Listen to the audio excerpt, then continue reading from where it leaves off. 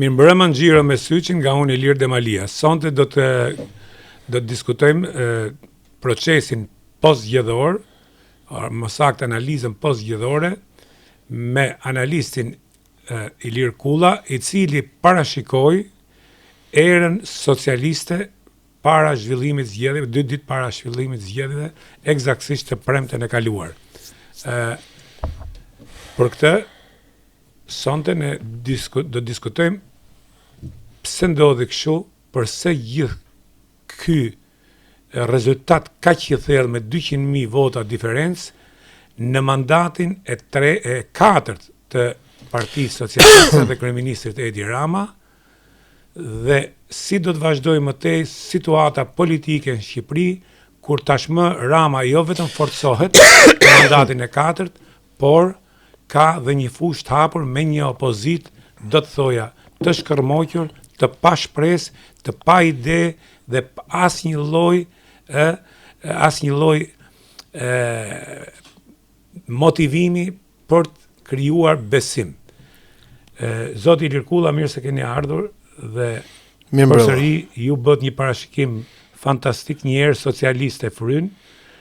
Parashikuat mos gaboj rreth 78-81. Numrat ishin shumë të rëndësishëm, thash çështja e sa mbi 71. Sa mbi 71, po. Sa mbi 71, pra sfida ishte sa mbi 71. 71. Edhe ç'në kuptuat me këtë sa mbi 71. Domethënë shikoj Ilir, unë bëj një analizë të zgjedhjeve çdo herë që ka zgjedhje dhe ka referenca sepse ato janë dhëna shkruara. Zgjedhjet para me këtë kod zgjedhor dhe me këtë sistem zgjedhor janë bërë në 2009, të dytat janë bërë në 2013. Të tretat janë bërë në 2017, të katërat në 2021 dhe të pestat janë këto. Domethënë ishi pesti. Në të pesta herët, Partia Demokratike s'ka fituar asnjëherë. Edhe në 2009, që ata mbajtën qeverinë sepse forca që ishte në mes, Ilir Meta, LSI-ja e kohës, shkoi andaj dhe bëri koalicion me Sali Berishën. Në fakt koalicionin numrin për Sali Berishën edha Indjeri Dritan Prifti në një intervistë përpara ditën që janë bërë zgjedhjet, Sali Berishës kur ditohet vota ime unë e kam aty dhe Ilir Meta s'ki ç'bën dhe shkoi u fut aty dhe në këto 5 palë zgjedhje, rregullat kanë qenë të gjitha njëjtë, mjafton të jesh aty i vëmendshëm dhe të lexosh. Cilat janë? 1. Gjeografia zgjedhore. Që do të thotë për shikuesit? Na u përsërit edhe një herë. Veriu, 3 qarqet veriut shkuan djathtas dhe gjithë pjesa tjetër shkoi majtas. Ky është një diskutim tjetër që e kemi diskutuar, djathtas majtas a kanë Shqipëri të djathtë. Po me këto që janë sot. Po, me PD, PS. më mirë, më saktë. Duke patur parasysh se ti marrim një nga një drejtuesit e Partisë Demokratike sot, për ata që janë zyrtar. Sali Berisha është nga Tropoja. Flamur Noka numri 2 është nga Kuksi. Albana Vokshi, kryetarja e gruas, megjithëse thotë që është tiranëse, de facto ata janë familja Vokshi, janë nga Gjakova. Edhe unë jam me origjinë nga Tropoja. Po edhe ti nga atje, po pikërisht, po çon si katash, pikërisht kjo është e rëndësishme gjeografia zgjedhore. Agron Gjekmarka është nga Lezhë, Edi Paloka është, po edhe ai është rritur në Tiranë, po është edhe ai nga ajo zonë atje. Pra çështja është që Partia Demokratike, që dikur ka patur personalitete nga jugu i Shqipërisë, është shuar në jug të Shqipërisë. Dhe ka ardhur duke u shuar, duke u bjerë, dhe sot nuk është prezent. Dhe këto zgjedhje e treguan më shumë se kudo tjetër. Pse? Pse ka ndodhur kjo, Ilir? Kjo është për shumë arsye, po ne konstatojmë si është historia. Në 6 qarqet të Shqipërisë, që janë 6 qarqet të jugut, fiton thellë Partia Socialiste, që janë qarqe tradicionalisht me Partinë Socialiste. Edhe në 2009 kur PD-ja pati rezultatin më të mirë zgjedhor me këtë sistem që është sot, edhe në 2009 prapë në jug ka fituar Partia Socialiste. Edhe mjaftoi se për shembull ti të marrësh Elbasanin, dhe që ne analizuam bashkë Elbasanin një javë më parë, ti sheh që diferenca për 6 deputetësh e prodhuar në Elbasan, pra 10-4, është po diferenca që është prodhuar në Tiranë. Pra shumë e qartë që duhet shkojmë edhe të analizojmë arsyet pse Partia Demokratike humb në jug dhe pse Partia Demokratike ka të pamundur të fitojë në jug. Për të kuptuar pastaj edhe gabimet e bëra strategjikisht nga Berisha para dhe pas fushatës. Pra, e para është gjeografia zgjedhore. E dyta është mesazhi politik. Mesazhi politik i Partisë Demokratike gjatë gjithë fushatës ishte tone negativiste, tensionuese, alarmuese, etj. Një opozitë që zhguar në pushtet, nuk ka këto tone. Po ka premtime pozitiviste, ka thirrjen e trinjve, ka ardhjen, ka ndërkohë ky tjetri fliste për kryeministri. Po, fliste për hyrjen në Bashkimin Evropian, për shpresën për të rinj Bashkimin Evropian, Shqipëria në Bashkimin Evropian. Pra mesazhet ishin komplet ndryshme. Ky opozitës thoshte krimi droga, krimi droga, krimi bandat, mafia, krimi droga, krimi mafia, bandat e tjerë. Ky tjetër thoshte rinia në BE, Bashkimi Evropian, Armi Evropian, e tjerë. Pra gjua politike ishte komplet ndryshe. Vim te e treta, te listat. Ky që ishte në pushtet, të gjithë njerëzve me cilët ky ka bashkë ecur gjithë vitën politik, dhe këtë kam fjalën këtu fillon nga Pandeli Majko, Fatmir Xhafa e Erion Braçe, e deri te këta që kishte bërë deputet mandatin e fundit, si Etien Xhafa ose ne tjetër. I tha, të dashur miq, ju për të futur në politikë ju do të shkoni te lista mbrapa dhe të shtyni aty. Edhe ka bërë një rinovim listash në 2/3 e vete, që është diçka që domethënë ky është përgjigjur asaj që njerëzit kishin thonin kemi nevojë për ndryshim. Kemi nevojë për ndryshim. Formalisht.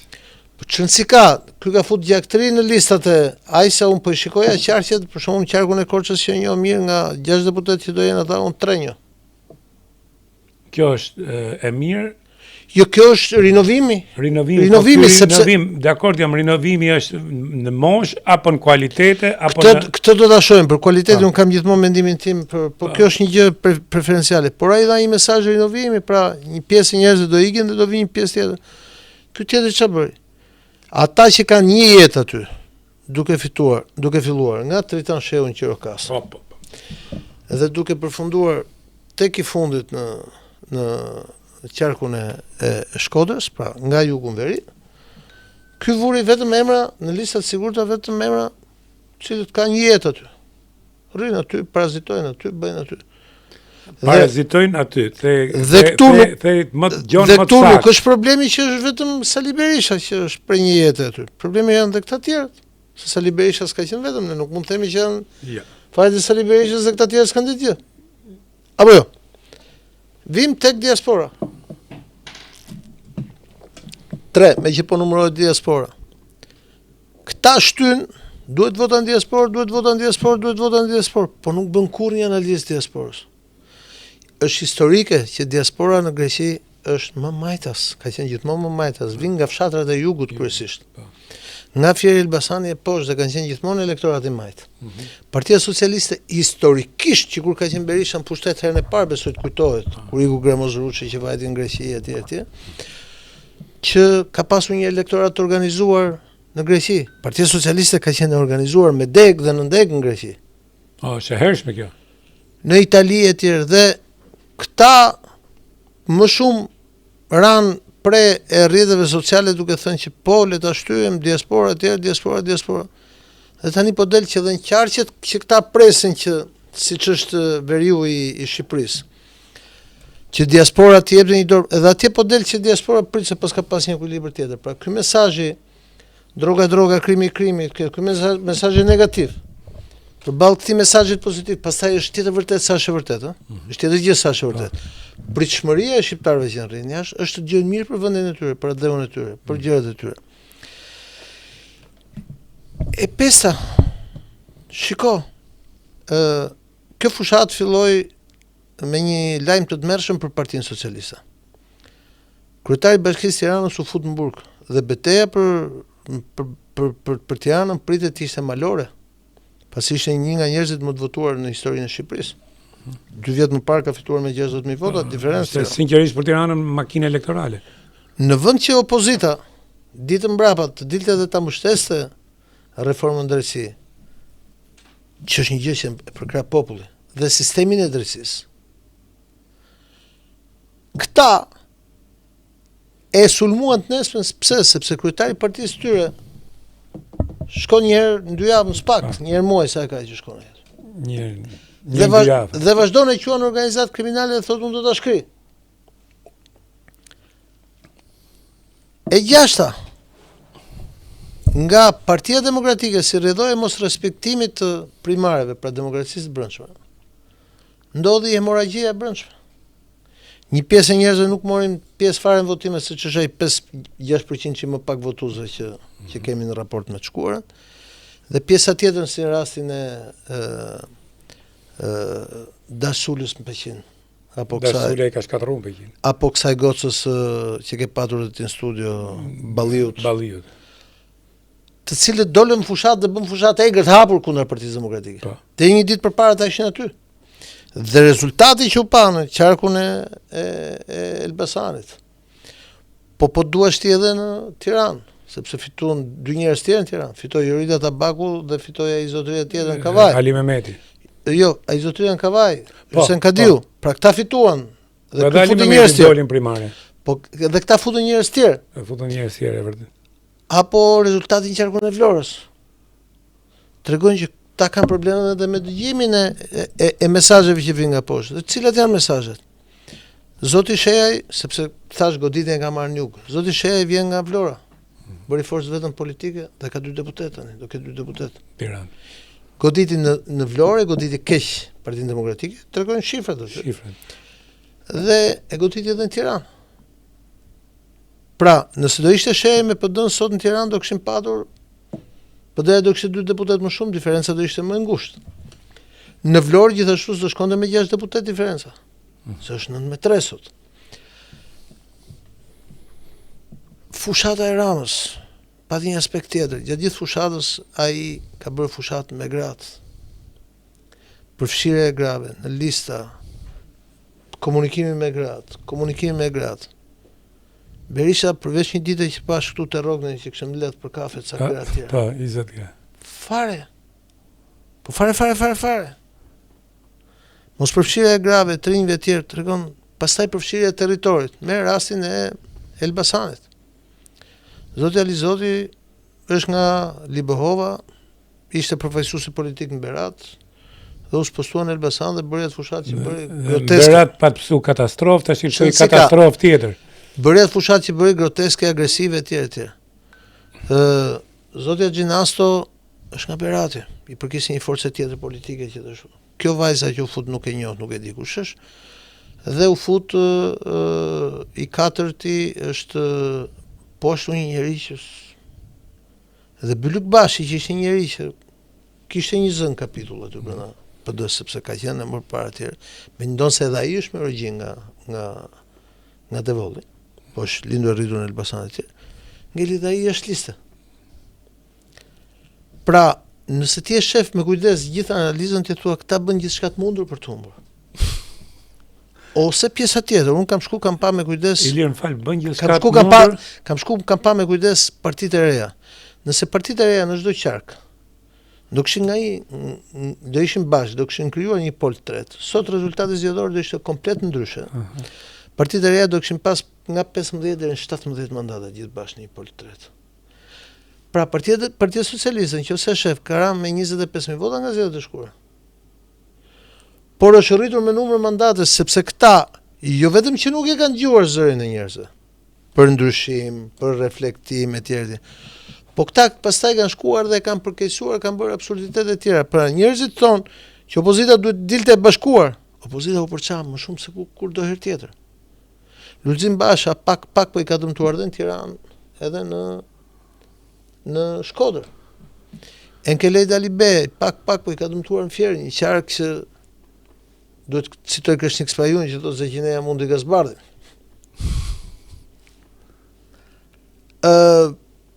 Jemi përballë faktit që këta nga poshtë, nga lart nuk kanë receptuar mesazhet që vinin nga poshtë.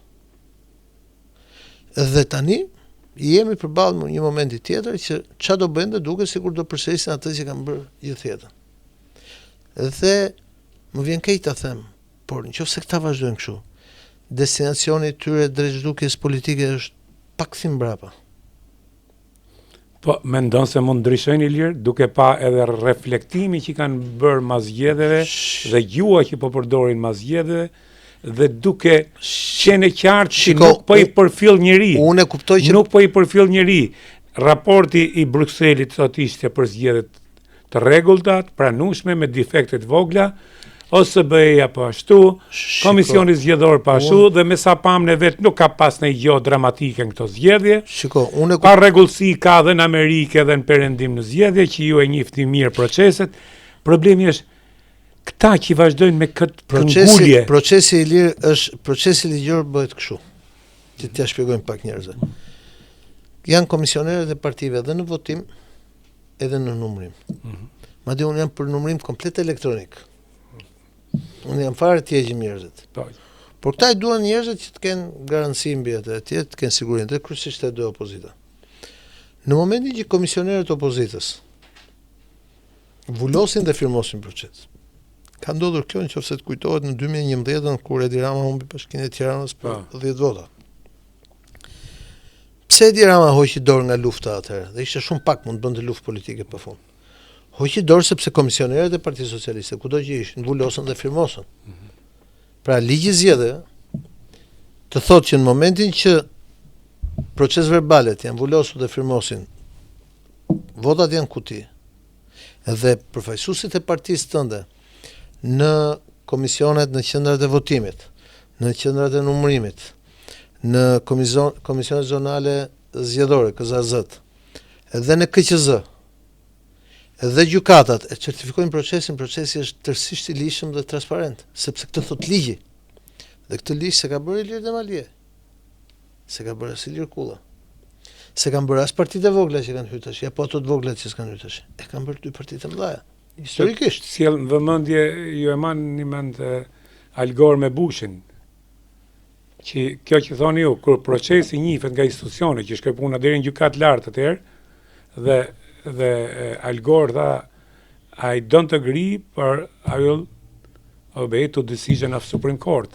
Sepse ka institucione pra që certifikojnë. Tani, nëse këta nuk i lexojnë shifrat dhe të dhënat, dhe nuk kuptojnë pse nuk ka shkuar njerëzit e tyre të votojnë. Po pse edhe kur kanë shkuar, më shumë kanë votuar për shembull se rezultati i klapait të pamend. Pavarësisht se ai prodhon vetëm një deputet i shkretë, se nuk i përshtatet sistemi zgjedhor. Po tregon që është një vot gri e pakënaqur që ka shkuar ka dhënë atij. Rezultati i shehit le pamend. Qorri gjithashtu. Po Qorri ka marrë majtas. Po flet për djathtas. Pra kjo është një vot gri e cila ka ikur nga këtu, ka shkuar te këta. Apo në Shkodër që i ka marrë Tom Doshi ato vota. Qarkun e Shkodrës. Se Doshi ka marrë dy deputet, krau i djathtë. Se Shkodra është një qark i djathtë, historikisht shumë i marrë. Po edhe zgjedhjet treguan që ata janë fitues në Shkodër. Dhe mënyra se si zgjidhen. Se këtë sistem këta e kanë bërë proporcionalin rajonal. Dhe bashkë e kanë bërë. Dhe unë ta kam thënë në studio ty që shiko, do shohësh që shumë pak do ndryshojnë nga diaspora, sepse janë 12 thas cilët marrin me përqindje. E ka thënë një muaj përpara. Tani, çështja është në këtë sistem e kanë dashur këta. Pse e kanë dashur këtë sistem? Sepse po të ishte me sistemin e vjetër, ky rezultat zgjedhor, sot do ishim o 100 me 40 për Partinë Socialiste, ose 110 me 30 për Partinë Socialiste. Se në majoritar këta do kishin dalë vetëm ato votat në veri dhe do humnin gjithë pjesën tjetër. Wow. Po se të tregon harta, zgjedhjet, tregon harta, tregon numra, tregon se them unë. Pra, këta ka nevojë që t'i vënë gishtin kokës fort. PD-ja. E gjithë opozita. Se këtu nuk është vetëm problemi i Partisë Demokratike, këtu është problemi i gjithë opozitës. Dhe të dëgjojnë një herë çfarë do populli. Populli do rinovim. Dhe nëse këta pretendojnë që këta janë rinovimi, që udhëhiqen nga një njeri që flet për 20 vitet e ardhshëm, ndërkohë të gjithë bashkosit e tij o janë në pension të thellë politik, ose kanë ndruar jetë. Këta do na bëjnë që Edi Rama të rritë 20 vjet tjera. Nëse vazhdon kështu kjo garë, sepse duhet të dëgjosh njerëzit. Nga deklaratat e Sali Berishës tregon se ai do të vazhdojë kështu dhe ai nuk tërhiqet e nuk heq dorë. do të largohem nga politika vetëm me vdekjen, thotë. Shiko, Dhe nuk dha ai indicie që ai mund të largohet nga kryetari i partisë. Se kur ikën, unë e kam qartë që Sali Berisha nuk ikën nga kryetari i partisë, se për atë punë nuk kthyn parti. Kemi të qartë, nuk është se unë kam në dilemë për këtë punë, dhe nuk është se pres në gjë tjetër. Berisha shumë në këtë histori i vetmi i qartë është Berisha. Në funksion të vetës. Funksion të vetës, ai bëri grupet parlamentare për të parë si një grup parlamentar konsoliduar për vetës, më pak po të fëmit. Dhe kur thotë më pak se të fëmit, nuk është se ka hallëse me Rama, ka hallëse marrin këta të huajt. Që t'jemi të qartë. Sepse ajo drama e tij, e cila u pasqyrua gjithë fushatës me Laçivitën e me këtë e tjerë, ajo drama e tij personale dhe politike, e cila është fatkeqe edhe për Shqipërinë, domethënë si dramë. Kjo e listës ses, sepse ai ka qenë kryeminist, ka qenë president e tjerë. Ai e ktheu në dramë partisë së tij politike, dramën e tij personale. Dhe ai do vazhdoj të jetë tek ajo dek, të kapet tek ajo. Problemi është si do sillet pjesa tjetër e partisë dhe të opozitës. Pra, a do arrijë opozita të kuptojë që prit se këtu ka ardhur një moment që ndoshta ky zotëria duhet të lënë fatin e vet politik dhe duhet të krijuar një front i gjerë nacional opozitar që të mendojë se si do ndryshojë narrativën. Ilir, duke pa. Sepse me këtë narrativ zëre se janë bërë tani zgjedhjet e 2029-s. 29-s. Me këtë narrativ. Po, janë të mbaruar. Elektoratin jug po majtas dori. Bashkit janë pas 2 vjetësh dhe kështu siç u bën para 2 vjetësh, nëse janë këta njerëz po njëjta gjë, mos humbin ndonjë tjetër më shumë. Duke njohur për një kohë gjatë Sali Berishën, edhe si njeri edhe politikisht. Dhe duke njohur atë parti dhe si ka ngel ajo parti, mendon se do të ndryshojë ky njeri dhe kjo parti, nëse mund quhet më parti. Shiko, ka një shprehje siciliane shumë e bukur. Që do ta them fillim në siciliançe, pastaj në italisht dhe pastaj në shqip. U provato, riprovato, è inutile che ho provi, che chi provi, chi ti inducciove. Il provato e riprovato, è inutile che lo provi, perché più lo provi, peggio lo trovi. Të provuarin dhe të riprovuarin, është e kohë që e provon, se sa herë më shumë ta provosh, aq më keq do ta gjesh. Dhe ky është Berisha. Unë nuk pres asnjë ndryshim. Ky është Berisha. Sepse unë nuk pres një ndryshim. Berisha ka respektin tim për moshën që ka, sepse ka moshën e babait tim. Unë personalisht kam pas gjithmonë marrëdhënie shumë mira. Kjo është lajm, Unë kam pas gjithmonë marrëdhënie shumë mira me Berishën dhe kam respekt për të personalisht. Problemi është se partia e Berishës ka dhe shumë njerëz të tjerë që janë edhe 20-30 vjet më të rinj se sa unë, se sa ti. Janë ata të cilët duhet i thonë, "Okay, zotëri." Po si do i thonë kur kanë mendsinë e Berishës, kur kanë gjuhën e Berishës, ti e pe domethënë se si dolën dhe reaguan njësoj. Këtu pra vim. Pra nuk është çështje moshe, Ilir. Këtu vim aty te ajo shprehje siciliane.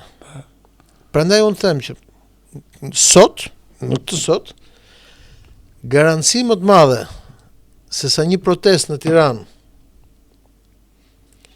ditën që bëhet samiti i madh i BE-s për Edi Ramën nuk ka, sepse mesazhi është i qartë. I vetmi shtet i shqetësuar për një zgjerim të BE-s në Ballkan dhe në lindje sot për sot është Rusia dhe dhuratë më të madhe për Edi Ramën s'ka. Që të shkosh ti thuash liderëve të BE-s ditën që janë në Tiranë, që un kam po të njëjtën gjuhë si Putini për këtë çështje. Dhe jep Edi Ramës të vetmin argument geopolitik, sa dhe gjithë e kuptojnë që ky po shkon mandat 4 dhe është tepruar, kupton? Por jepi vetmin argument politik, thonë, "Okay, po ç'të bëjmë? Ofertë më të mirë s'ka." Mirë, Berisha e kupton këtë, apo e bën me qëllim kundra? Po hym tash kush janë qëllimet e Berishës? Nuk merrem me Berishën, Berisha qëllimin e ka të qartë. Kulla, më fal një sekond sepse duhet të hym reklam. Berisha qëllimin e ka të qartë dhe ta shpjegoj pas reklamës. Duhet të hym reklam, vetëm 1 minutë, kemi reklam. Kantina Duka suporton emisionin Nxiro me Syçin.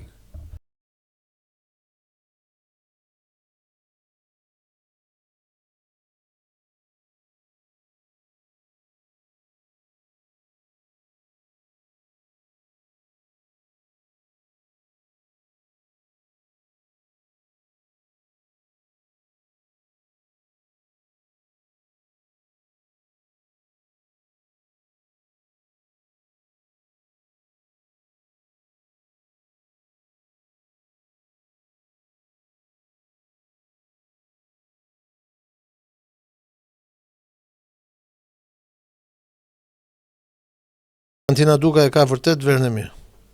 Dhe e ka me gjithmonë të mirë dhe po bën një bujtin tash atë restorantin e ka. Edhe vreshën e ka shumë të mirë atje. Kështu që Okej. unë përveç që i kam miq shkoj edhe shpesh atje, janë Po dhe kanë bërë këtë dhe që ta dish ti unë kam njohur mirë edhe prindrit e vëllezërve Duka. po Zhyshvajdien dhe Enverin, gjyshin, i cili është marrë vetëm atë punë. Gjyshi ka ideu vreshten. Po, ki parasysh që gjyshi vetë ishte nga Tepelena, nga Malësia e Tepelena, si Rashia, kështu që. Po është një histori që ta tregoj tjetër. Gjyshi ishte njëri shumë interesant. Shumë interesant. Edhe ka bërë vërtet një gjë që do ngelet në kohë, kështu që bravo të qoftë ashtu. Dhe e kishim Ilir te Berisha. Berisha është shumë i qartë. Ati i duhet një parti e vogël, një grup i vet parlamentar, e ka marrë dhe e ka. Ai do vazhdoj betejën e vet derisa ashtu dhe ai e thot troç, këtu më keni derisa të vdes. Nuk kam gjë me Berisha, Berisha është më i qartë nga gjithë. Ne kam me këta tjerët. Se këta presin që ky të bëjnë imagjin, ndërkohë që ky ka shumë qartë atë që thot. Këta besojnë këtë Ilir apo nuk kanë ku të shkojnë tjetër dhe ashtu do të rrudhen me Berishën se për shembull të përmendim Noka. Shiko, të të bëj një pyetje. Pse ti se edhe ti nga Tropoja, Po, si origjinë pa. Po si origjinë se edhe Berisha ka një jetë që është në Tiranë. 60 vjet kanë 60 vjet ka, për origjinë po flasim, se për origjinë edhe unë Korçar jam me origjinë se edhe unë lindë rrit Shqipërinë mesme. Tani pse ti që je nga Tropoja, që e lexon shumë qartë atë që thotë dhe që bën ai, je në oponencë publike me Berishën. Sepse ke kuptuar që është buke e thyer tashmë kjo marrëdhënie. Pra, inkurajimi nuk është në raport me çfarë bën Berisha. Berisha është në drejtën e vet bëj çfarë doj. Për sa kohë ai merr ato 400-500.000 vota të vet. Dhe do t'i ketë ata. Po ndoshta më shumë, po aty e di ai, domethënë. Problemi është të tjerët. Se këta kërkojnë votën gri, këta kërkojnë për shembull votën e vllajt tim, i cili është 37 vjeç. Ka një 10 vjeçar që ka ikur në Gjermani, është me motorën time etj. Ka lindur në fund, ka lindur 88 në fund të rënies regjimit. Dhe nuk ka fare kur e shef Berishën, shef njësoj si babën e vet mosh, sepse një mosh kanë atje, kupton? S'ka, po pse duhet i besoj këtu? S'po them unë se unë jam njëri politik etj lidhur. Njëri që s'ka as nuk çfarë motivon këtë brez Berisha. Po domethënë, ai rri atje, nuk voton, s'ka votuar sot zgjedhje, bashkë me motorën time etj, nuk i thot asgjë. Nuk voton as Ramën. Por nuk voton këta tjerë se si thonë gjë. Pra, dhe kjo është në favor të Ramës. Po sigurisht, po si do i marrësh ti do i përfshish këtë gjë. Sepse ta thash radhës që shkoj. Në Shqipëri, fal 2008-s janë prishur partitë politike. Është prishur demokracia e brendshme. Është prishur gjuha e komunikimit, gjuha sociale. Se ka pas demokraci brendshme ke Partia Demokratike më parë. Kjo është historinë vete. Parti këtu ha debat. Partia Socialiste kishte vot. Po. Votohet për gjithçka. Edhe në PD deri diku ka pas vot. Sot nuk votohet, a votuan ata në primare, po gjithë ata që votuan në primare mbrapa listës. Mori lir, pse e boni këtë ky? Pse e boni se kjo është bumerang? Se kanë statut, sepse duhet të respektojnë statutin se me këtë erdhi. E kanë statut. Po ju kthyn bumerang, qoftë edhe brenda partisë vetë, se unë mendoj për shkak saj dhe për humbjen që ka dhe ato të pakënaqur do shkërmoqë prapë do të ketë largim tjetër Partia Demokratike. Tani do të tregoj një tjetër histori që është barsalet, por që është edhe vërtet. Të kujtohet Shefqet Peçi. Po. Komandant i famshëm i luftës partizane etj. Dhe një nga njerëzit më besnik të Enver Hoxhës. Ki bani poezit për Enver Hoxhën. Po. Edhe Enveri ka një batut me to. I shkojnë këta dhe do iknë Shefqet Peçi nga partia. Kishin dalë ta brezëri etj. Dhe Shefqeti i fynte, i shante etj. Edhe i çojnë këta Enver Hoxhës, i thonë që shiko se shoku Shefqet ka ardhur koha dalin pension se dhe është mosha etj. I thoshte, Po shiko se shoku Shefqet na fyen kur ashtu. Po shiko se shoku Shefqet ka thënë dhe fjalë të rënda. Po çka ka thënë shoku Shefqet? Ka thënë fjalë kundër partisë, kundër statutit, ka thënë të dhjefsha statutin. Edhe i thotë Enver Hoxha, po partia jonë thotë ka edhe statut, edhe Shefqet. Dhe Partia Demokratike ka dhe statut, ka dhe Sali. Ka dhe Shefqet. Po, shumë gjetje e bukur. Çështja është motivimi nga Toli. inspirimi nga do lindi. Ai numri i madh i mos pjesëmarrjes njerëzve në zgjedhje, ku do dalë dhe këtu votoj. Ilir, A e pret ti që partia që ka lindur në vitin 1990 me premtimin që do fusi Shqipërinë BE, në zgjedhjet e fundit me të vetmin premtim publik që kishte Edi Rama, që thoshte BE. Tjetër muhabet sa e fut sa se fut, se do unë e di që është vullnet zgjerimi, nëse ka vullnet apo jo. Këta gjithë fushatës nuk thanë një llafë. Ka lindur me këtë gjë më po. Pa, ta bëjmë Shqipërinë si gjithë Europa. Prandaj po them ka nevojë për një reflektim të thellë. Siç ka nevojë për reflektim të thellë ta filizat e vegjël që lindën gati të ngordhur nga zgjedhjet e reja. Nga një deputet secili. Pse? Sepse duhet lexojnë edhe këta ligjin zgjedhor. Ligji zgjedhor imponon nevojën e krijimit një poli tret në politikën e Shqipërisë. A mendon se do të ndryshojë ligji zgjedhor? Sepse nuk e ndryshon Rama dhe Berisha ligjin zgjedhor, vetëm po e ndryshoi vetë Rama. Po bëri 94 vota. Si mund gjeti rrugë për ta ndryshuar? Po shiko, duhet ajo shumica kushtetuese magjike për 94 votash. Rama i ka 83 tash. Duhet ndonjë 11 deputet tjerë futen aty dhe e ndryshojnë.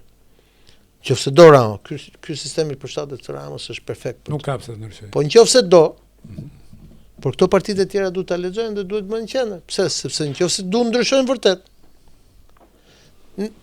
Parti dhe pronar partish thotë. Po këtu vetëm partitë e pronar partish kemi. Për ca pronar tjerë partish nuk ka nevojë vend. Mbaj këtu, se kjo është shumë interesante. Ju thatë që nëse partitë e vogla do ishin bërë bashkë, do të kishin prodhuar sot 12 a 17. Do kishin prodhuar deputet në Korçë, në Vlorë, në Fier, në Elbasan, në Durrës, në Tiranë do kishin prodhuar një 3-4 më shumë. Do kishin prodhuar dhe një tjetër më shumë në Shkodër edhe një në Lezhë. Tani. Këtë thon shifrat, jo Lirkulla. Tani, jam dakord, e kisha tjetër kund. Këta nuk u bën bashk pikërisht për këtë që thatë ju. Dhe si mund të jenë të ri këto, kur këta para se me marr fuqi politike, nuk u bën bashk, por u zin kush do të për pronar të ri partish. A është kjo një... Tani se cili ka nga i shansë, besoj që herën e parë nuk e dinin, po herën e dytë...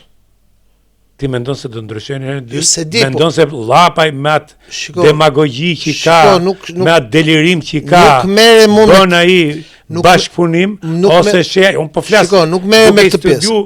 Duke studiu nuk mere me këtë pjesë. Dhe aparencën e tyre në... Shiko, nuk mere me këtë pjesë. Unë i kam thënë Adriatik Lapajt para 2 vjetësh, në një bisedë personale, i kam thënë që nëse ti do të hysh kësaj rruge, kjo rrugë ka një sakrificë të madhe. Duhet shkosh të flesh në çdo fshat të Shqipërisë pakën nga një natë. Ti prekësh, ti njohësh njerëzit e tjerë. Dhe kam kohë që se kam takuar, s'kam folur, besoj që pas zgjedhjeve do mund të takojnë një ditë për një kafe. Nuk mund të bësh ato që duan të bëjnë ata, pa lexuar realitetin në terren dhe pa lexuar qartë ligjin zgjedhor. Ligji zgjedhor imponon një pol të tretë. Nëse ata nuk bëhen poli tret, ata destinacioni i tyre është të shuhen nga 2 partitë e mëdha. Se ky sistemi zgjedhor në Shqipëri. Bipolarizmi politik në Shqipëri është i qartë dhe është me konsensus dhe është që nga 2008. Pra nuk ka lindur sot. Dhe mos harrojmë, ky bipolarizëm nuk lindi si Rama Berisha, po lindi si Berisha Rama. Në atëherë objekti ishte që të azgjesonin politikisht Ilir Metën dhe azgjeson. Po mbas shumë vitesh. Pse është azgjesu? Shifrat ton, jo unë. Shifrat ton, jo unë.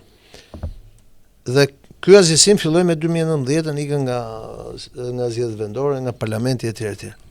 Sot këta kanë shans që të përdorin logjikën, të përdorin mendjen dhe të vendosen dhe të presin atë mesazh që kanë dhënë njerëzit për ndryshim, se kanë marrë votën, se s'kan marrë. Thjesht votën se interpretojnë, se nuk i lë egoja që...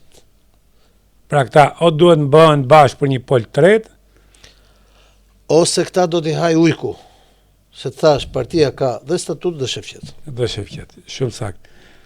Çfarë shikoni gjua që po përdor Berisha, që thot nuk do të njoh zgjedhjet.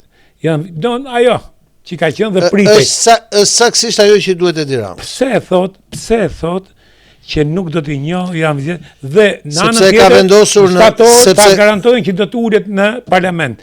Atëherë, sepse ka seriozitet ky njeri. Sepse ka vendosur në statutin e partisë, se ky ka qenë një nga kushtet që të largohej Lulzim Basha, ka vendosur në statutin e partisë që po të humbesh duhet të japësh dorëheqje. Dhe sigurisht ai se ka ndërmend të japë dorëheqje se ai për atë punë u kthye dhe unë nuk pres të japi. Domethënë nëse do jepte Berisha dorëheqje, njeriu që do të çuditej më shumë do isha unë, se nuk është ai që kemi njohur. Dhe nëse do jepte Berisha dorëheqje, njeriu që do mërzitej më shumë është Edi Rama. Pra, e përsëris prap një montazh që kishin bërë një bust të Berishës para Partisë Socialiste është shumë domethënës. Shumë domethënës, sepse i garanton ki parasysh kjo fushat, është një nga fushatat më pathelp që unë mbaj mend. Do ngelet Luli që i thoshte ora me ku i ke shokët, 77 Bufi. Do ngelet Bufi, do ngelet krimi droga. Do ngelet krimi droga. S'kam parë fushatën këtë radhë. Ja, nuk ka pas. Dy. Dhe prandaj thash radhës që shkoj, do shohim cilësinë e këtij parlamenti, se këto që kanë shku kanë qenë katastrofë, prit se ç'do shohim tani te ky që vjen. Sepse qoftë do të jetë më katastrofë çdo të ndodhi. Me Ligjvansin. Çdo të prodhoi. Pastaj më çfarë do ndodhi? Do ndodhi që ai që ka marrë pushtetin do forcojë më shumë pushtet, sepse ta kam thënë, zgjedha thash në emision apo jo, po jashtë emisionit ta kam thënë. Andreoti ndjes pas një nga figurat më brillante që ka prodhuar Evropa pas luftës së dytë botërore, thoshte: pushteti konsumon atë që nuk e ka pushtetin. Asgjë, Edi Rama do jeti detyruar të bëjë edhe kryetarin e qeverisë, edhe kryetarin e partisë, edhe kryetarin e maxhorancës, edhe kryetarin e opozitës, sepse do t'i bëjë opozitë vetës. Siç bëri tani që rinovoi 2/3 e listave. Çfarë do ndodhi? Çfarë ndodhi pas 2019-s kur i mori gjitha? Çfarë ndodhi pas 2021? Çfarë ndodhi pas 2023? Kjo gjë do ndodhi para. Po mirë, kjo nuk vend rrezik demokracinë dhe pluralizmin. Por çfarë është demokracia? Se më çmendet gjithë demokracia dhe pluralizmi. Demokracia është të votosh. Ditën e votimit kesh drejtën të shkosh votosh dhe të flasësh ta shash Edi Ramën gjithë ditën siç e shajmë në studiove. Apo dhe Sali Berishën po desh. Kjo është demokracia. Momentin kur këta dy mblidhen dhe thonë këto janë rregullat e lojës, me këto rregulla ç'të bësh? Këto pra janë rregullat e lojës. Votosh. Po problemi është se i bëjmë me konsensus ta. Kam bërë 2008 me konsensus, kam bërë 2013 me konsensus, kam bërë 2015 gjithashtu me konsensus, sepse Lulzim Basha pavarësisht se iku për ndarjen territoriale, konsensus ishte dhe ai pra leta bëj kryesashtu. Bën post çadrën me konsensus, kujtohet ishte edhe një qeveri konsensuale etj. Bën ndryshimet e famshme për zgjedhjet e 2021 me konsensus, bën dhe këto para 3-4 muajsh me konsensus, pse kush e ka bë? Unë e ti kemi bërë. Ta pra kam bë. Kujt po i kërkojnë llogaritë? Ta popullit. Kjo opozitë e kupton që me këto konsensus e forcon gjithmonë më shumë pushtetin e Ramës. Ore s'ka rëndsi, këta nuk kanë rëndsi, këta kanë pushtet tyre. Që të kuptosh ç'a ndodh sot. Po do të vi duke u dobësu ky pushtet. Këtë radhë 3%, radhë që do shkojë 23%. Ti ke qenë këtu në fillim viteve 90. Po.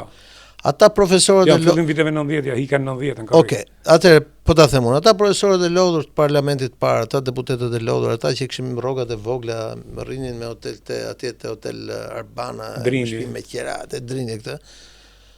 Ata rrinin te njerëzit më atje ku ishin hallet. Flinin atje.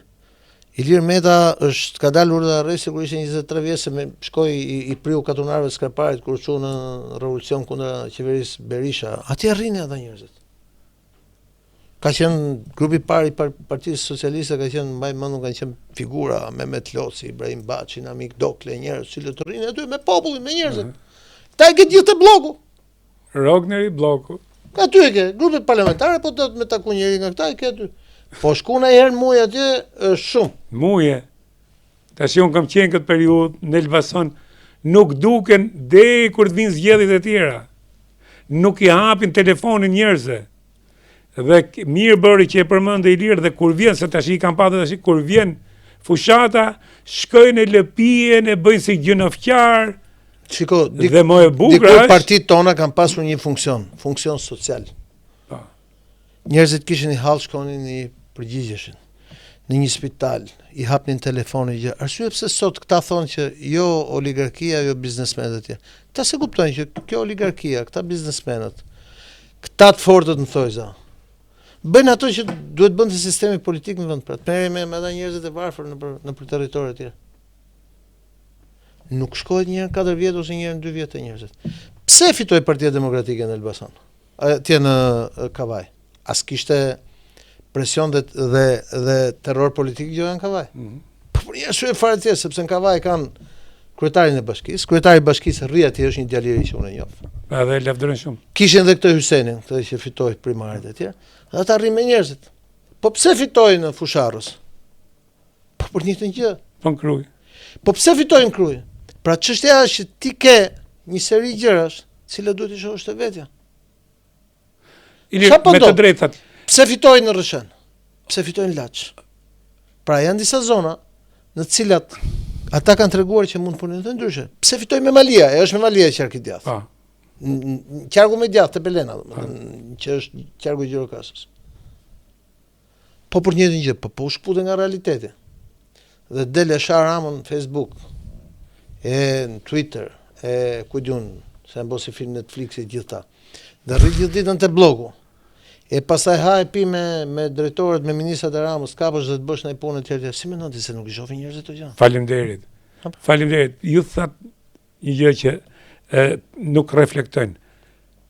Po ndodh prap që nuk ka asnjë lloj reflektimi nga Partia Demokratike. Është problemi tyre Ilir, nuk do merrem, unë nuk shaj më opozitën, unë nuk merrem me opozitën. Opozita vëlla ka fatin e vet. Shumë bukur. Unë kam me të tjerët shumë bukur. A duhet merret media? A duhet merret analistët me opozitë, kur kjo opozitë nuk ndryshon. Unë opozitë, nëse do bëj opozitë mediatike, unë opozitë do t'i bëj vetëm atyre që do na qeverisin.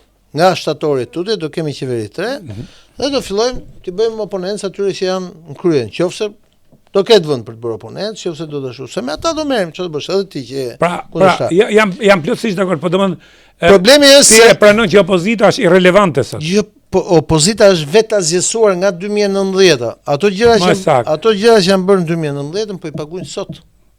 Dhe akoma se kanë kuptuar duket që po i paguajnë. Ato gjëra që janë bërë në 2019 po i paguajnë. Se mënyra se reflektojnë tregoj që se kanë kuptuar. Vetë azgjësimi, a do dalin këta në shesh, sa herë kanë ai samit Bashkimit Evropian Tiranë.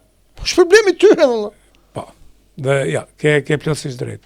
Nuk ja vlet ku më shko më me këtë opozitë. Nuk është problemi tyre, është problemi sjelljes tyre. Nëse ata se kanë kuptuar që kjo rrugë ka çuar në vetë azgjësim dhe aty do shkojnë. Kujtohet kur është burgosur Fatosnano, Partia Socialiste konsiderohej pasardhës e Partisë Komuniste dhe ishin të izoluar në gjithë botën. Të vetmit njerëz që priteshin atëherë nga Partia Socialiste në përbot ishin këta të forumit Eurosocialist. Ilir Meta, Pandi Majko, çka ishin këta, Ilir Zela, këta që ishin Shqipërisë kështu si. Dhe ata dal nga dal, morën, ndruan disa nga profesorët, përfshi dhe këtu profesor Plumbin apo Gramozën e tjerë dhe filluan futën ca figura 3 gra, ishte Artadade që filloi që merren me gruan, me marrëdhënie ndërkombëtare të tjera. Dhe shkun fillon të ndryshonin fytyrën para tuajve. Dhe janë ndryshuar. Vetes. Dhe janë ndryshuar pastaj se erdhën ku. Dhe ja, edhe sot marrëdhëniet po sigurisht pa jo më po erdhën këtu sepse vetë Edi Rama, kush ishte? Ishte Fatosnano që futi. Fatosnano. Pra për të shkuar aty. Tash nëse këta se kuptojnë. Unë do të tregoj një histori që kam personale. Unë kam pas marrëdhënie të mira me Nikola Gruevski. Dhe kam marrëdhënie shumë të mira me kryeministin e Soçëm në Mickovski në Maqedoni. Nikola Gruevski iku nga pushteti duke fituar zgjedhjet. Po. E 2016. Po. Një presion i madh ndërkombëtar etj, nuk u bë numra dhe u krijoi një qeveri pakice po me vagon votash. Një vit më vonë bëhen zgjedhjet vendore dhe Nikola Gruevski i humbet zgjedhjet vendore. Kishte përballë gjithë ndërkombëtarët, kishte ikë nga pushteti etj. Dhe Nikola Gruevski brenda partisë zëvendësojnë 2 personalitete, njëri sot është kryeminist, tjetri zëvendës kryeminist, cilët unë do t'i përshkruaja për shembull në Partinë Demokratike të Soçme, do t'i përshkruaja Ilir Ali Mehmeti edhe Gaz Bardhi ose Belin Kliç. Ta njerëz. Kur erdhën këta kishin me vete LSDM-ja gjithë botën, ishte edhe BDI-ja, thonin këta s'kan kur shans vinë pushtet, janë qilimi, janë kalamaj, etj. Me këta do rrim gjatë në pushtet, etj. Ata filluan një seri reformash të brendshme. Larguan Gruevski nga aty, larguan njerëzit e Gruevskit, korrigjuan gjuhën publike të folur, raport me Perëndimin, raport ashtu, në marrëdhëniet brenda partive popullore etj. Fituan zgjedhjet e 2020-s ato, 2021-shit ato vendore, 2022-shin në fakt, se në 2021-shin ata fituan prapë, por nuk u bën numrat për të futur në qeveri, prapë se BDI-ja fituese e shkoi me LSDM. Pavarësisht se Zaevi bëri ftesë për të futur në qeveri Mickovskit për të thënë që i tha hajde bëjmë bashkëqeverisje të gjerë, bëu kryeministri, i tha unë qeveri vi vetëm kur të fitoj zgjedhjet. Dhe vjet, si kjo kohë, në 2024, Kristian Mickovski fitoi zgjedhjet në mënyrë absolute, dhe sot është i vetmi lider nga këta të rajon që ishte te Trumpi kur u bë ceremonia që ishte atje. Dhe është komplet i besueshëm ndërkombëtarisht dhe në rajon pse se mori mbështetjen popullore. Po i bëri gjithë reforma, ma se lama Gruevski të futet në parti. Berisha sot tha që ne kemi mbështetjen e partive popullore që nuk e ka njeh këtë si trafikant njërin tjetrin. Tashi krerët e partive popullore, që tash të vim këtu te kjo tash të marrën. Krerët e partive popullore dhe këta të duke filluar nga ky nga Mickovski. Dhe të qeverive, pra ata që drejtojnë qeveritë në vendet përkatëse etj. Janë të gjithë në Tiranë. Dhe jo një ditë, 2 ditë. Dhe nuk vjen për Berishën. Një nga njerëzit e parë që e ka përshëndetur ka qenë Viktor Orbani. E para fare që e ka mbështetur është Giorgia Meloni, qeveria e qendrës djathtë. Pikërisht ajo Giorgia Meloni, i cili Sali Berisha i bëri oponencë dhe opozitë duke u bashkuar me partijën italiane. Gënjen Berisha? Që më unë s'tem që gënjen Berisha, unë po them çfarë është publike. Është problemi ti çfarë thot ai, unë po them çfarë është publike, s'më nuk i bëj oponencë unë Berisha, s'ta harrosh atë punë. Unë them çfarë është publike. Pra këta i kanë Tiranë. Kush janë krerët? Pra këta janë përfaqësuesit e kanë përshëndet zgjedhjen e Edi Ramës. Jo vetëm përshëndet, po të puthe për qafime me Giorgia Melonin janë bë motor e vllaja. Ky Orbani me zor po pres punoj me ty, Kristian Mickovski me gjithë qeverinë në Tiranë, tash unë nuk e di, po ka një parti popullore me një planet tjetër, po kjo parti popullore që kjo këtu është, këta janë njerëzit. Pse? Sepse realisht duhet lexuar e vërteta. Dhe e vërteta është që ka një vullnet për zgjerim të BE-s. Dhe Berisha dhe opozita sot duhet bëjë atë që bërin në 2002 me Fatosnanos pas zgjedhjeve 2001. Duhet bëhet komplementare bashkë me majorancën si seri reforma që ka nevojë vendi për të vajtur në BE dhe për t'i dhënë sinjal qytetarëve që po e morën mesazhin. Sakt. Mendon se do ta bëjë këtë opozita me Berishën? Se di këtë komplementare me qeverinë pavarësisht. Se di, unë ta thash si thon sicilianët, kështu që. Po, edhe unë e mendoj që nuk do të ndryshoj Berisha dhe nuk do të ndryshoj po tisha unë, do të jetë destruktive, por po tisha unë, edhe kjo lloj sjellje. Ilir, po tisha unë do bëj atë që bëri Berisha në vitet 2002-2005, e cila pastaj solli në pushtet. Dhe mori solli dhe degradimi i qeverisë. Jo, e solli fakti që ata u bën shumë komplementarë, ndryshuan gjuhën, ndryshuan mesazhet. Ajo skandale se se po e paguajmë dhe sot mas 97-s ky njeri erdhi prapë në pushtet dhe çfarë prodhoi mbrapa prapë. Kjo është gjë tjetër, unë them se si ishte sjellja e tyre. Mirë, jam dakord. Sjellja e partive politike është që duhet të respektojnë sistemin kushtetues dhe sistemin politik të vendit. Çdo sjellje me sjellje antikushtetuese, ekstremiste dhe jashtë sistemit politik vende, partitë i bën irrelevante dhe i nxjerr nga sistemi politik. Se kjo po ndodh. Si tash të marri Shehaj vota me 3 muaj fushat në Tiranë të nxjerrë 2 deputet. Dhe Partia Demokratike shkon dhe 1 poshtë listës mbyllur, duket e vogël kjo. Duket mesazh i pakët që të vinë njerëzit. Se ata që kanë votuar Shehaj nuk kanë votuar Ramës. Ja. Dakor? As ata që kanë votuar Lapaj nuk kanë votuar Ramës. As ata që kanë votuar Lulbashën s'janë votuar Ramës, madje as ata që kanë votuar Ali Berin s'janë votuar Ramës. Tash pse i kanë gjithë ata njerëz? Sepse ti ke mbyllur mekanizmin e komunikimit brenda vetes. Ilir ky tha do të jenë shqiptarët që do t'i tregojnë summitit në datë 16 se s'po ndodh këtu. O me safat është ky Edi Rama. Do me thënë, ta luste, ta paguan të bënë një gjë të tillë. Në një moment të tillë, Lajm ky, o me safat është Edi Rama. në një moment të tillë delikat për botën, ku zhvillohet samiti në Stamboll për t'i dhënë fund luftës dhe paqes, kur presidenti i Amerikës është lidhjen e mesme dhe është problemi i paqes Izrael-Palestinë, kur është gjithë shqetësimi që ka të bëjë me stabilitetin e brendshëm euroatlantik të marrëdhënieve Amerikë-Evropë, kur Rusia dhe Kina e kanë tmerruar perëndimin, ekonomikisht, politikisht, ushtarakisht etj, sepse duhet t'japin të vërtetën se kjo situata. Del opozita e Tiranës dhe bën protestë kundër perëndimit. Mundësisht të çojë një 5000 vet atje që ta bëjë protestë. Ta bëjë çik më madhështore. Sigurisht. Lajm, ti çoj edhe një 5000 vet Sali Berishës ditë në datë 16 ta bëjmë më madhështore. Ilir për ta mbyll, unë e di që ju keni marrëdhënie me Edi Ramën. Që unë kam marrëdhënie me gjithë, unë kam marrëdhënie të mira edhe me Sali Berishën, po të them që për mua, ta thash dhe herës tjetër, është një kafshë politik. Që bisedoni me te. Dhe është një etalon politik, që ka vlerat e veta në historinë politike shqiptare. Thjesht çështja ka ardhur koha për ndryshim. Tash ti. Dhe unë do shpresoja, po t'isha unë, që këtë ndryshim ta inicionte pikërisht vetë Berisha. Që nuk do ta bëj. Po, Maroj, nuk është ai që theti për sentencën siciliane. Tash ti. Edi Rama thret nesër zyrë dhe thot Ilir Kulla, ç'mendon se duhet ndryshojmë dhe të bëjmë me mandatin e 4? Çfarë do t'i këshillonte Ilir Kulla? Kjo është një histori në vetë, ti është i qartë që nuk ka për të thirrur. Ai e ka ndarë me mendjen e vet se ç'do bëj. Ja, po mirë. Dhe ka për të bërë. Për mua njeriu që këshillohet nuk bën asnjë gabim, as nëse çfarë. Ti e di që gjithë burrat e shteteve në Europë, Shtetet e Bashkuara kanë pas këshilltar shumë të mirë dhe shumë zot. Po shiko, Shqipëria është ras sui generis. Po shumë sui generis. Me Edi Ramën unë kam pas marrëdhëniet e mia edhe shumë të ftohta dhe në luftë.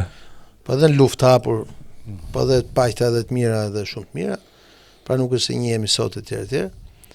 Unë shpresoj që atë procesin e rinovimit të klasës politike që ai nisi me këtë zgjedhje ta çojë deri në fund.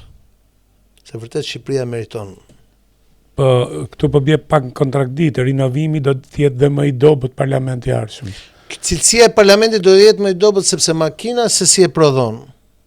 Mungesa e demokracisë brendshme partive këtë prodhon, po kjo është histori në vetë, është një analizë komplet në vetë. Pra unë mendoj që Edi Rama e ka të pamundur që të bëjë atë që bëri Fatosnano me Edi Ramën, duke lejuar që të futet nëpërmjet konkurimit, humbjes etj, sepse nuk ekziston më kjo gjë. Sot partia është e liderit. A mendon që por ai ka iniciuar një rinovim të grupit parlamentar, jo indiferent, jo të vogël. Shpresoj që kjo gjë të bëhet kapilare, të shkojë poshtë dhe në pak vite të ndryshojë gjaku. Lënda e parë, se do hym BE, po me këtë do hym BE. Do çojmë në Europarlament përfaqësues, po ta përfaqësues do shkojnë. A mendon se kemi një brestri? Do çojmë 10 deputet në Europarlament dhe 30 përkthyes, çfarë do çojmë? Pa do të kemi një brestri që do të futet politik dhe ka një kulturë të re ndryshe nga këta. Shpresoj kultura politike mësohet në politikë. Po. Unë nuk e kam njohur politikën, s'kam dashur futur në politikë. Politika më ka tërhequr, ka qenë njerëzit që më kanë futur brenda që më kanë tërhequr në lojë. Unë ka qenë Fatosnano, ka qenë Ilir Meta që më kanë futur brenda në lojën politike, Bamir Topi me cilin kam bashkëpunuar, e shumë të tjerë nga këta që të shumë, kush më shumë, kush më lart e kush më pak, dhe rrugës kam mësuar. Kështu që këta njerëz duhet mësojnë, duhet të dënë shansi. Pra ai duhet vijoj, pra në zgjedhjet e ardhshme vendore unë shoh që gjysmat janë femra. Kandidate për kryetare për se janë më të hakikatshme, më të punës. Spinë alkool. Nuk abuzojnë, nuk gjua ndryshon. Pa më zbutur gjua femra. Nuk është me rob shtëpie, me kështu etj. Me libër shtëpie. Duhet se kështu është Evropa nëse do vazhdojmë. Përse politika shqiptare Ilir, duke qenë se ju e njihni shumë mirë Fatos Nano, nuk ka prodhuar një Fatos Nano me gjithë defektet që ka pas, me gjithë një Fatos Nano që i hipte hapësira të rive, nuk kishte komplekse për njerëzit e aftë, i afronte, dhe tjetra e lente pushtetin. Sepse mendoj që ishte i parakoshëm për kohën. Nano ishte i parakoshëm për kohën. Edhe sot po t'ishte Fatos Nano, do bënte si Edi Rama, nuk do bënte si Fatos Nano. Sepse koha erdhi kështu. Kështu e bën sistemin këta. Ilir, faleminderit. Faleminderit ty. Gjithmonë kënaqësi kur jenë në studio Faleminderit ty. Me ju, po sigurisht do të jesh prap. E mbyllim këtu për sonte, natë më mirë. Natën.